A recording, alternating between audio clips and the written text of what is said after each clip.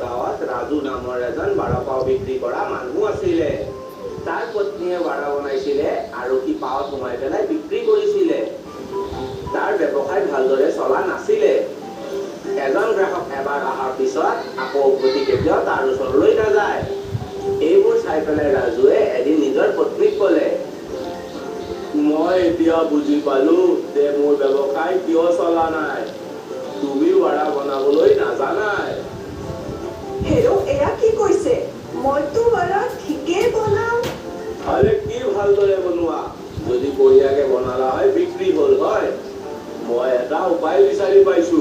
মনত আছেনে উমা ভণ্টিৰ কথা? যাৰ ঘৰলৈ আমি গৈছিলো, তেওঁ কিমান ভাল বৰা পাও বনাইছিলে। কি ধুনীয়া সোৱাদ আছিল। মই ভাবিছো কিয়নো সিহঁতক ইয়ালৈ মাতি পঠিয়াও। ইয়াৰ ফলত সিহঁতৰো লাভ হ'ব আৰু আমাৰো কাম বনি যাব। বেচেৰি বিৰাট বিপদত আছে। ৰাজু গাঁৱলৈ গ'ল আৰু উমা ভণ্টিক লগ কৰিলে। তাৰ পিছত তাইক সকলো কথা বুজাই ক'লে।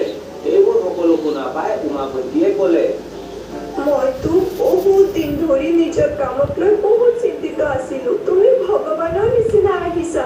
তুমি যি ভাল দেখা তাকেই কৰা। তাৰ পাছৰ পৰাই উমা ভণ্টিয়ে ৰাজুৰ ঠেলাত বৰা পাও বনাব ধৰিলে।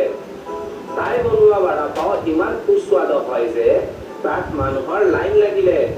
কিছুদিনতে সিহঁতৰ ব্যৱসায় ভালদৰে চলিব ধৰিলে আৰু খুব পইচা উপাৰ্জনো কৰিব ল'লে।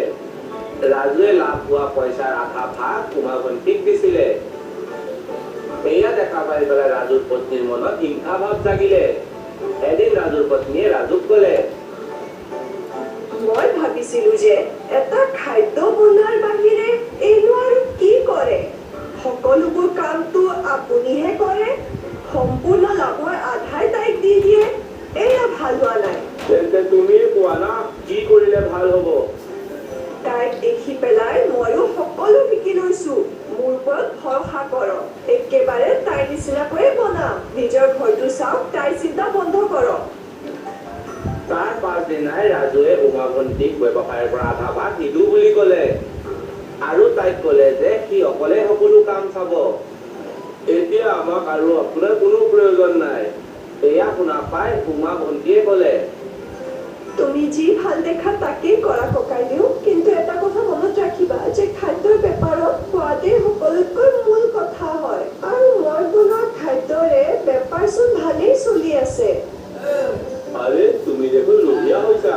তুমি দেখোন ভাবিব লৈছা তোমাৰ কাৰণে আমাৰ কাম চলি আছে। মই তোমাক কাম দিছিলো, এতিয়া মই তোমাক কামৰ পৰা উলিয়াই আছো। যোৱা ইয়াৰ পৰা। উমা ভণ্টি হতাশ হৈ পেলাই তাৰ পৰা গুচি গ'ল। তাই নিজে উপাৰ্জন কৰা পইচাৰে এটা নতুন ঠেলা লগালে। তাইৰ কেঁচুৱাসকলে তাইক ঠেলা লগোৱাত সহায় কৰিলে। উমাৰ পৰিশ্ৰম সফল হ'ল আৰু তাইৰ কাম খুব চলিলে। তাই জমিদাৰৰ পুত্ৰৰ বিয়াত বৰা পাও বনোৱাৰ অৰ্ডাৰ পালে আৰু ৰাজুৰ ব্যৱসায় লোভৰ কাৰণে বন্ধ হৈ গ'ল। শিক্ষা, আমি কেতিয়াও লোভ